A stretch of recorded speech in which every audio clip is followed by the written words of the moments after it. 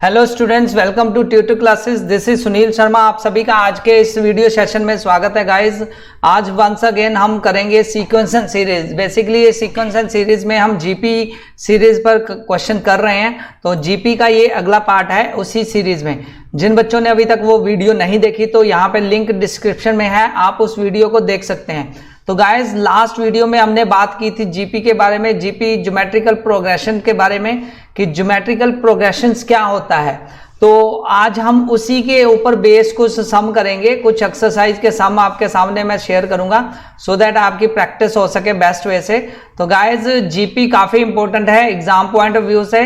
तो जीपी के बारे में करते हैं। सबसे पहले जीपी होती क्या, मैंने लास्ट एक बताया था कि जिसमें जब भी सीक्वेंस, कोई भी सीक्वेंस जो है, जो पर्टिकुलर ऑर्डर में जब हम प्लेस करते हैं नंबर्स को, उनके सीक्वेंस के जो टर्म्स हैं, उसमें प्रोग्रेसिंग टर्म जो होती है उससे प्रीवियस टर्म की जो रेशो होती है वो कांस्टेंट आए तो हम कह सकते हैं कि इट्स इन जीपी। कहने का मतलब जैसे 2, 4, 8, तो ये मान लो एक सीरीज है, तो 4 को डिवाइड करूं मैं 2 के साथ तो रेशो आती है 2। ऐसे ही 8 को डिवाइड करूं 4 के साथ तो आता है, कॉमन रेशो आती है 2। तो ये कॉमन रेशो मतलब कांस्टेंट टर्म आ रही है जब भी डिवाइड करते हैं preceding term with previous term, तो वहां से जो रेशो निकल के आएगी वो कांस्टेंट होगी, तो वो टर्म जो सीक्वेंस बनेगी वो बनेगी ज्योमेट्रिकल प्रोग्रेशन। तो उसमें nth टर्म हमने फाइंड किया था एपी में, a plus n minus 1 into D होता है nth term, a nth। GP में वही nth टर्म होती है a इंटू आर की पावर n माइनस 1।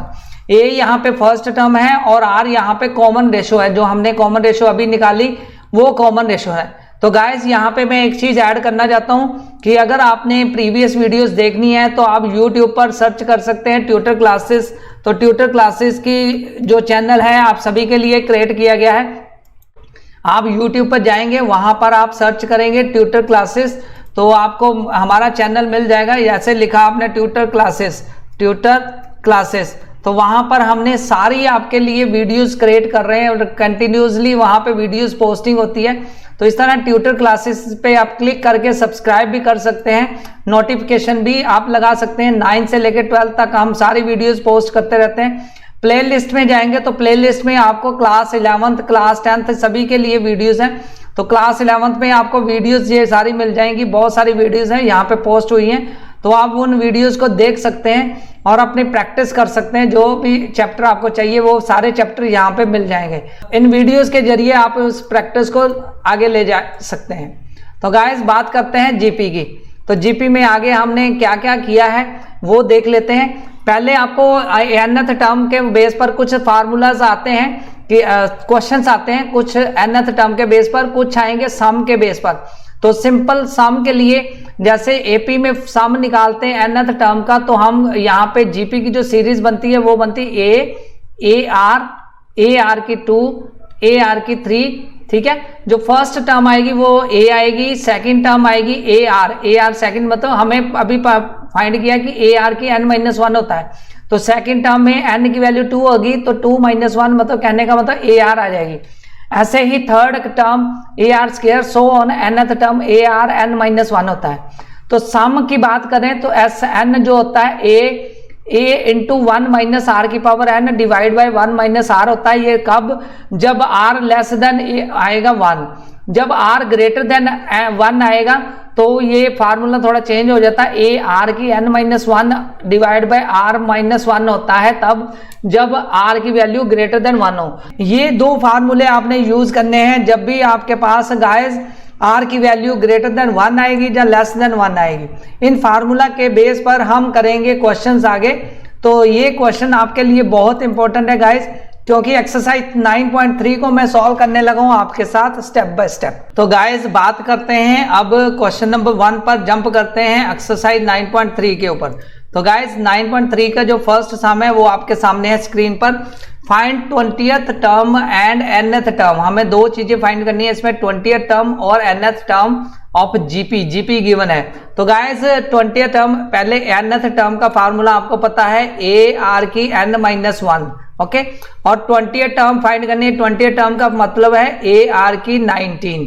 तो ये दोनों फाइंड करनी है। इसके लिए सबसे पहले तो आपको क्या पड़ेगा, आपको फाइंड करना पड़ेगा ए और आर की वैल्यू।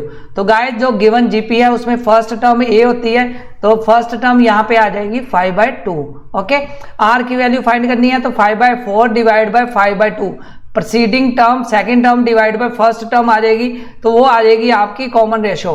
तो यहाँ पे हम डिवाइड करेंगे, तो डिवाइड करने के बाद मेरी वैल्यू आएगी 1/2। क्लियर, आर की वैल्यू आ गई 1/2, ए की वैल्यू आ गई मेरी 5/2। तो अब मैं फाइंड कर सकता हूं AR19, तो जहां nth टर्म, तो nth टर्म मेरी आ गई ARn-1, ये इक्वल टू आ जाएगी 5/2 डिवाइड मल्टीप्लाई बाय आर की वैल्यू 1/2 और पावर 1n-1।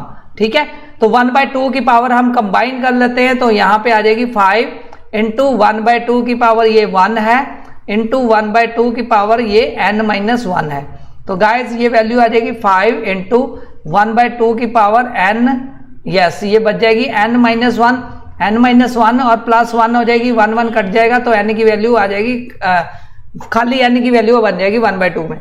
तो ये बन गई हमारी nth टर्म।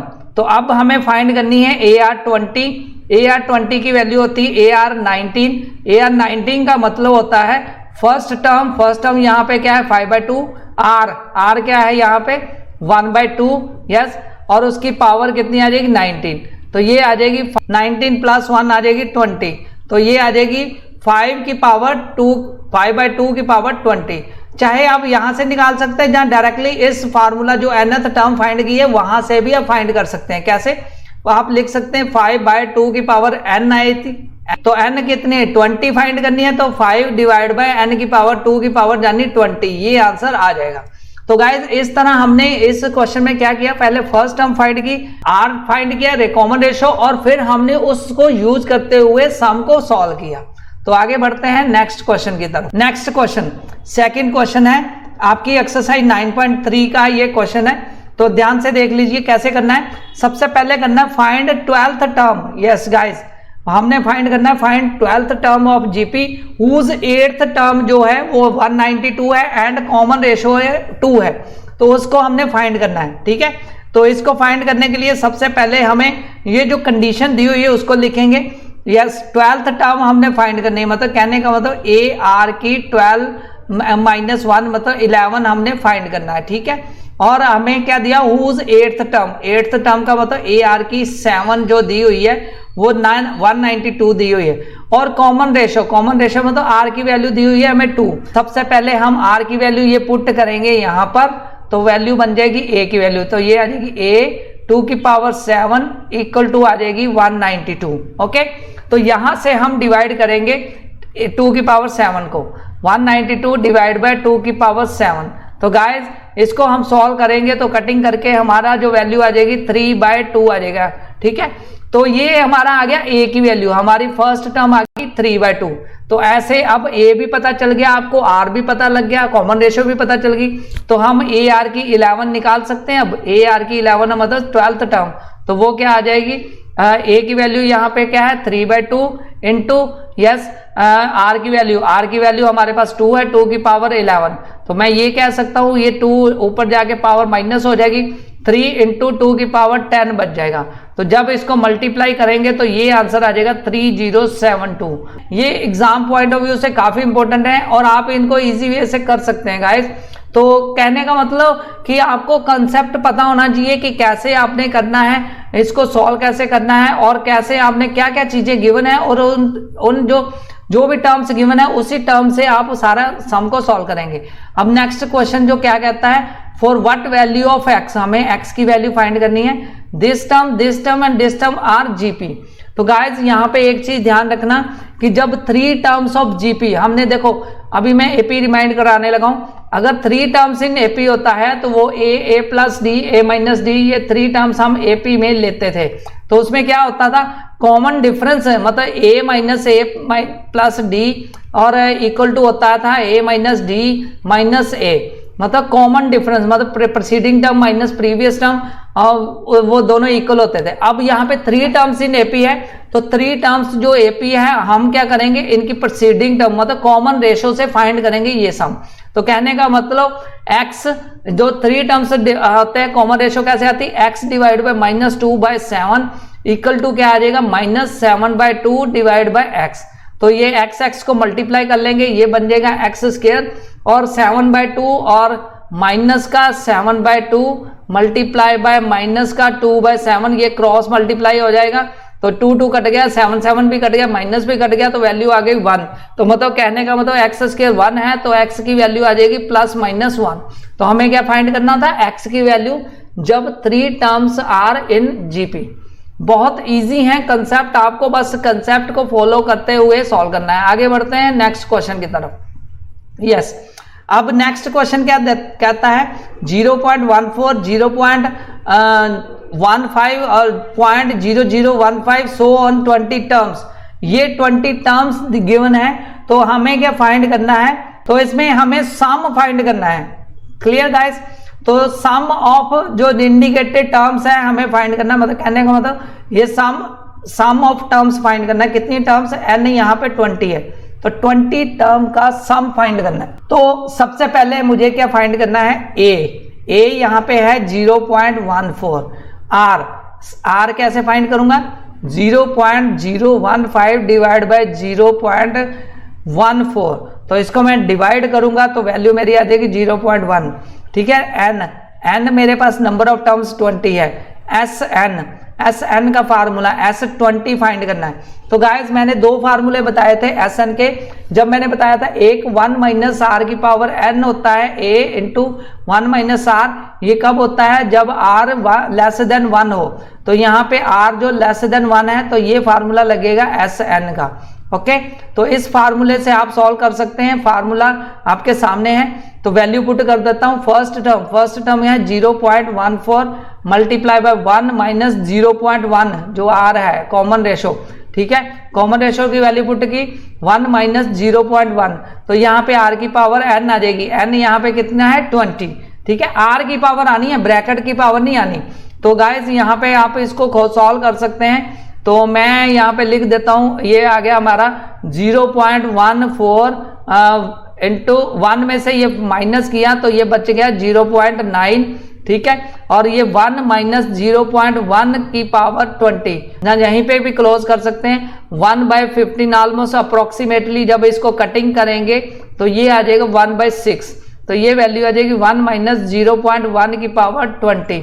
तो यहाँ पर आप यहीं पे भी क्लोज कर सकते हैं, जहाँ आगे आप फर्दर भी इसको फाइंड कर सकते हैं sum of nth term. Next question में अगेन हमें फाइंड करना है sum of n term, sum of n terms हमें फाइंड करना है। तो यहाँ पे लास्ट टर्म में क्वेश्चन में 20 था n की वैल्यू, यहाँ पे nth टर्म की वैल्यू हमें फाइंड करनी है। तो गाइज यहाँ पे a की वैल्यू कितनी है, √7 जो फर्स्ट जो गिवन है। ठीक है, r की वैल्यू फाइंड करेंगे, वो आ जाएगा √21 डिवाइड बाय √7। तो ये मैं लिख लूंगा √7 मल्टीप्लाई बाय 3 डिवाइड बाय √7। तो स्क्वायर रूट कट जाएगा, ये वैल्यू आ जाएगी √3। r की वैल्यू आ गई, a की वैल्यू आ गई, तो मैं Sn का फार्मूला लगा सकता हूं। तो यहाँ पे √3 की वैल्यू मुझे पता है 1.732 होती है, विच इज ग्रेटर देन 1। तो मेरा Sn का फार्मूला चेंज हो जाएगा, अब a इंटू आर की power n-1 divide by r-1, ये वाला फार्मूला लगेगा। तो इस तरह मैं Sn फाइंड करूंगा। यहाँ पे a की वैल्यू क्या है गाइस, √7 वो लिख दूंगा, r की पावर क्या है √3 की पावर n-1, ये बन जाएगी। ठीक है, डिवाइड बाय √3 की पावर 1। तो ये नीचे आप लिख सकते हो 1.732 -1 करके भी कर सकते हो, या फिर नीचे जो डिनोमिनेटर है उसको रैशनलाइज करके भी आप सॉल्व कर सकते हो। तो अगर हम रैशनलाइज करते हैं वहां से भी आंसर आ सकता है, आप यहीं पर भी क्विकली यहाँ पे भी छोड़ सकते हो इसको आंसर को। तो आगे जंप करते हैं नेक्स्ट क्वेश्चन की तरफ। Yes, question number 9। इसमें देखो क्वेश्चन में हमें क्या दिया हुआ है, हमें सम फाइंड करना है। Again sum of n terms find करना है। ओके, तो n टर्म्स का सम के लिए हमें फाइंड करना पड़ेगा। यहाँ पे दिया हुआ है a is not equal to -1, मतलब a की वैल्यू जो है -1 के इक्वल नहीं है। तो गिवन जो जीपी है उसमें a की वैल्यू जो फर्स्ट टर्म है वो है 1। ठीक है, r की वैल्यू क्या होती है -a डिवाइड बाय 1 आ जाएगी, यानी -a। ठीक है, तो एस एन फाइंड करना है। उसने बोला कि नॉट इक्वल टू -1 है। नॉट इक्वल टू -1 मतलब कि आर की वैल्यू जो है वो लेस देन 1 ही रहेगी, ठीक है। मतलब 1 के माइनस नेगेटिव नहीं है लेकिन लेस देन 1 है, तो ये हमें लेस देन 1 वाला फार्मूला ही लगाना पड़ेगा। वो फार्मूला होता है ए आर की पावर n माइनस 1, ठीक है, sorry a into 1 minus r की power n, 1 minus less than 1 वाला फार्मूला, वो ग्रेटर देन 1 वाला फार्मूला, ठीक है। तो यहाँ पे आ जाएगा 1 माइनस आर, ओके। इस फार्मूले के अकॉर्डिंगली वैल्यू पुट करेंगे ए फर्स्ट टर्म की और कॉमन रेशो की। फर्स्ट टर्म यहाँ पे 1 है, कॉमन यहाँ रेशो जो है माइनस ए की पावर n है, तो ये नीचे लिख देंगे 1 माइनस माइनस ए, तो ये वैल्यू बन जाएगी 1 इंटू 1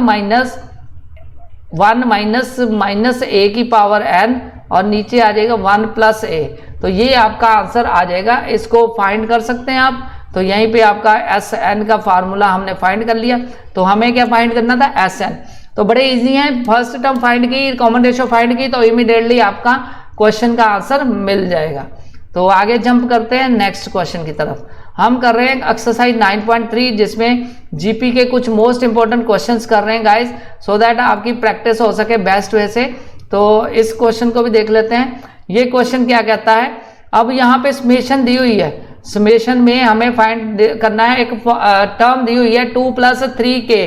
तो गाइस इसमें हमें क्या करना, सम फाइंड करना। समेशन का मतलब ही होता है सम फाइंड करना, ठीक है।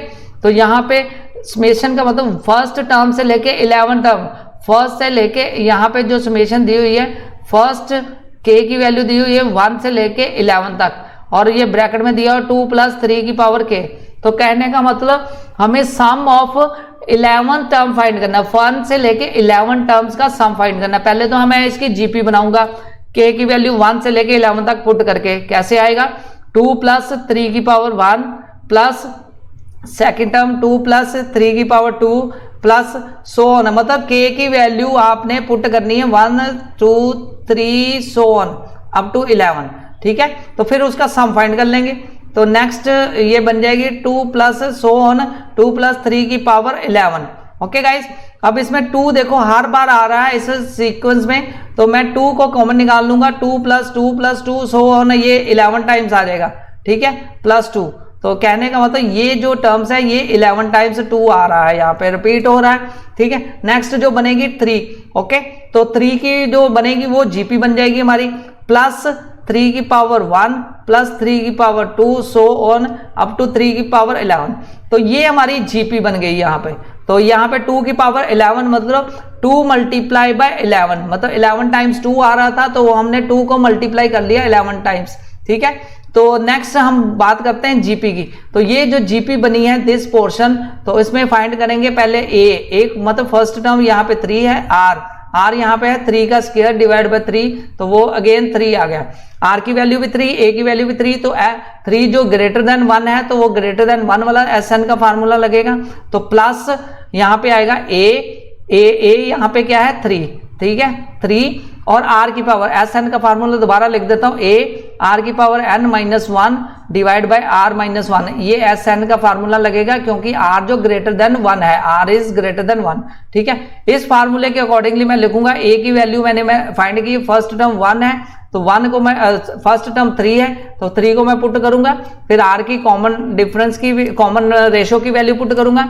तो गाइस यहाँ पे मेरी वैल्यू आ जाएगी, यस, 3 × 3 की पावर 11 - 1 डिवाइड बाय 3 - 1।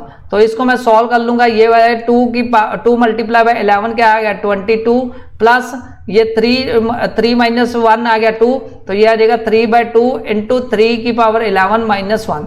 तो ये आपका रिक्वायर्ड आंसर आ जाएगा। तो हमें क्या किया था, समेशन फाइंड करने के लिए 1 से लेके 11 टर्म तक, मतलब k की वैल्यू रिप्लेस की थी 1 से लेके 11 तक। फिर हमने इजी वे से इसको एक एक पॉइंट जो टर्म्स बनी उनको हमने देखा क्या टर्म्स बनती हैं। एक तो 11 टाइम्स 2 आ गया था, दूसरी में जीपी बनी थी, तो उस जीपी को हमने इजी वे से सॉल्व किया था। बहुत इजी वे से आप इसको सॉल्व कर सकते हैं। नेक्स्ट जंप करते हैं नेक्स्ट क्वेश्चन तक। नेक्स्ट क्वेश्चन क्या, sum of first 3 terms of GP given है और आगे क्या है, एंड देयर प्रोडक्ट जो दिया है वो भी गिवन है, find the common ratio and the terms. तो हमें क्या फाइंड करना है, कॉमन रेशियो। कॉमन रेशियो का मतलब हमें आर की वैल्यू फाइंड करनी है, ठीक है, and the number of terms find करनी है। तो सबसे पहले है सम ऑफ फर्स्ट 3 टर्म्स। तो 3 टर्म्स इन, मान लेते हैं लेट 3 टर्म्स जो है terms of GP. Okay guys, let 3 terms of GP क्या है, a divide by r, a और ए आर, ये 3 टर्म्स है। जब भी 3 टर्म्स ऑफ जीपी फाइंड करना हो तो आप ऐसे 3 टर्म्स अज्यूम कर सकते हैं। अब दिया क्या हुआ, सम ऑफ फर्स्ट 3 टर्म्स, वो गिवन है 39/10। तो यहां पे मैं लिखूंगा a upon r plus a r, इसकी वैल्यू क्या गिवन है गाइस, 39/10। तो यहां से मैं a कॉमन निकाल लूंगा, वैल्यू क्या बची 1 upon r plus 1 plus r, इसकी वैल्यू गिवन है 39/10। अब मैं दूसरी जो कंडीशन दी हुई है प्रोडक्ट वाली वो भी देख लेता हूं। दूसरी प्रोडक्ट की condition A R into A R, yes ये गिवन है, इसकी वैल्यू गिवन है 1। तो आर आर कट गया तो ए क्यू की वैल्यू आ गई 1, तो ऑटोमेटिकली ए की वैल्यू आ गई 1। ये 1 की वैल्यू हम पुट करेंगे इस इक्वेशन में, तो इक्वेशन बनेगी 1 upon 1 plus r plus 1 plus r equal to 39/10। तो ये 39/10 को हम क्रॉस मल्टीप्लाई करेंगे तो वैल्यू मेरी क्या बनेगी गाइस, ये मेरी वैल्यू बनेगी 10 times 1 plus r square. Okay, तो इक्वल टू बन जाएगा 39r। जब मैं इसको क्रॉस मल्टीप्लाई करूंगा तो वो वैल्यू मेरी बन जाएगी। अब इसको मैं सॉल्व करूंगा, इस इक्वेशन को मैं दोबारा लिख देता हूं गाइस, क्या है 10 into 1 plus r square equal to 39r। Okay, तो मैं खोल देता हूं ब्रैकेट, 10 प्लस 10r, यस ये बन जाएगी 10 plus 10r plus 10r square equal to 39r। तो यहां से मैंने सॉल्व किया, क्या ये बनी 10r स्क्वायर, यस 39 और 10 ये बन जाएगा 29 माइनस का, ठीक है, माइनस का 29r प्लस 10 इक्वल टू 0। तो ये एक क्वाड्रेटिक इक्वेशन बन गई जिसको मैं मिडिल टर्म स्प्लिटिंग मेथड से सॉल्व कर सकता हूं। तो मिडिल टर्म 29 है, इसको स्प्लिट किया, मुझे माइनस 25r और माइनस का 4r। तो मैंने 10r स्क्वायर और प्लस 10 ये लिख दिया इक्वल टू 0, क्योंकि जब इसको मल्टीप्लाई करूंगा तो मुझे 100 चाहिए था, प्रोडक्ट मुझे 100 चाहिए था, सामू मुझे चाहिए था 29। तो मैंने स्प्लिट कर लिया। अब दोनों में से कॉमन निकाल लिया मैंने, दोनों में से कॉमन बनता है 5 मैंने कॉमन निकाला, एक मैंने निकाला r कॉमन। तो यहाँ पे क्या बचा मेरा 2, यस 2 माइनस यहाँ पे 25, तो ये बन गया 5। ओके, 2r माइनस 5, ठीक है, 2r माइनस 5 ये बच गया। माइनस सेकंड में से मैं क्या निकालूंगा, 2 कॉमन निकालूंगा, तो ये बच जाएगा 2r माइनस 5। क्लियर, तो इक्वल टू 0। तो यहाँ पे 2 इक्वेशंस बन गई, 5r माइनस 2, इधर दिस इक्वल टू 0 और 2r माइनस 5 इक्वल टू 0। तो यहाँ से r की वैल्यू आ गई 5/2 और जो फर्स्ट इक्वेशन वहां से r की वैल्यू आ गई 2/5।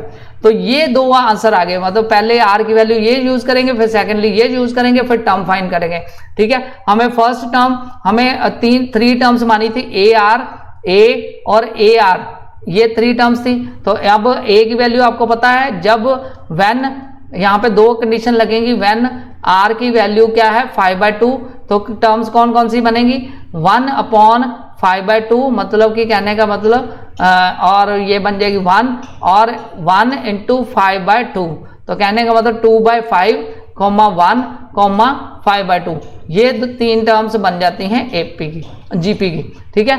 नेक्स्ट जो दूसरा आंसर था हमारा, r की वैल्यू कितनी है 2/5, तो वहां से हमारी 3 टर्म्स कौन सी बनती हैं, यही फार्मूला जो 3 टर्म्स हमने अज्यूम की थी उसमें पुट कर देंगे। a की वैल्यू आपको पता ही है 1 निकाली हमने, 1 डिवाइड बाय 2/5, 1, 2/5, तो ये उलट जाएगी टर्म, तो ये बन जाएगी 5/2, 1, 2/5। तो यही 3 टर्म्स बन जाएगी हमारी जीपी की।